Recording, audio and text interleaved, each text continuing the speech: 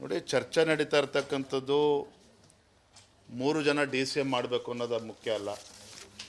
ಚರ್ಚೆ ನಡೀತಾ ಇರ್ತಕ್ಕಂಥದ್ದು ಕಾಂಗ್ರೆಸ್ ಪಕ್ಷದಲ್ಲಿ ಕಾಂಗ್ರೆಸ್ ಮುಖಂಡರ ಮಧ್ಯೆ ನಡೀತಾ ಇರ್ತಕ್ಕಂಥ ಚರ್ಚೆ ಏನಪ್ಪ ಅಂತ ಹೇಳಿದ್ರೆ, DK ಶಿವಕುಮಾರ್ ಅವರ ಸೊಕ್ಕನ್ನು ಮುರಿಬೇಕು. ಇದು ನಾನು ಹೇಳ್ತಾ ಇಲ್ಲ ಈ ಮಾತನ್ನು.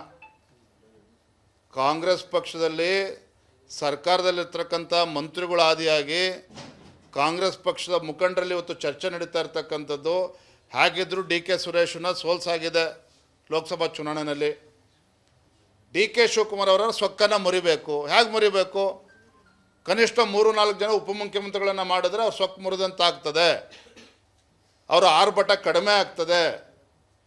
ಈ ಪಿತೂರಿ ಷಡ್ಯಂತ್ರ ಏನು DK ಶಿವಕುಮಾರ್ ವಿರುದ್ಧ ನಡೀತಾ ಇದೆ, ಅದಕ್ಕೆ ಇವತ್ತು ಉಪಮುಖ್ಯಮಂತ್ರಿಗಳು ಬೇಕು ಅಂತೇಳಿ ಅವ್ರು ಬೇಡಿಕೆನ ಇಡ್ತಾ ಇರ್ತಕ್ಕಂಥದ್ದು, ಒತ್ತಾಯ ಮಾಡ್ತಾ ಇರ್ತಕ್ಕಂಥದ್ದು. ಒಂದು ಗೊತ್ತಿರಲಿ, ನಿಶ್ಚಿತವಾಗಿ ಸಿದ್ದರಾಮಯ್ಯನವರು ಕೂಡ ಕಾಂಗ್ರೆಸ್ ಪಕ್ಷದ ಹೈಕಮಾಂಡನ್ನು ಒಪ್ಪಿಸ್ತಾರೆ, ಯಶಸ್ವಿ ಆಗ್ತಾರೆ. ಕನಿಷ್ಠ 3-4 ಜನ DCM ಕರ್ನಾಟಕ ರಾಜ್ಯಕ್ಕೆ ಕೊಡ್ತಾರೆ. ಯಾಕಂದರೆ DK ಶಿವಕುಮಾರ್ ಅವರ ಇದರಿಂದ ಇರ್ತಕ್ಕಂಥ ಅಜೆಂಡಾ ಸ್ಪಷ್ಟವಾಗಿದೆ. DK Shivakumar power has to be ಕರ್ಟೈಲ್ಡ್.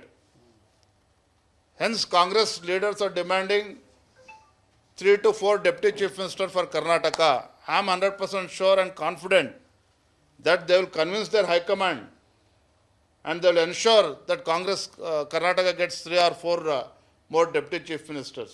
ಹಾಗಾಗಿ DK ಶಿವಕುಮಾರ್ ಅವ್ರನ್ನ ಬಡದಾಕಬೇಕು ಅನ್ನೋ ಪಿತೂರಿ ನಡೀತದೆ, ಅದಕ್ಕೆ ಇದನ್ನು ಡಿಮ್ಯಾಂಡ್ ಮಾಡ್ತಾ ಇದ್ದಾರೆ.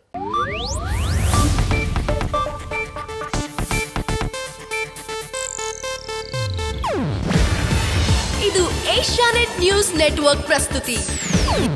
ನೀವು ನೋಡ್ತಿದ್ದೀರಾ ಏಷ್ಯಾನೆಟ್ ಸುವರ್ಣ ನ್ಯೂಸ್.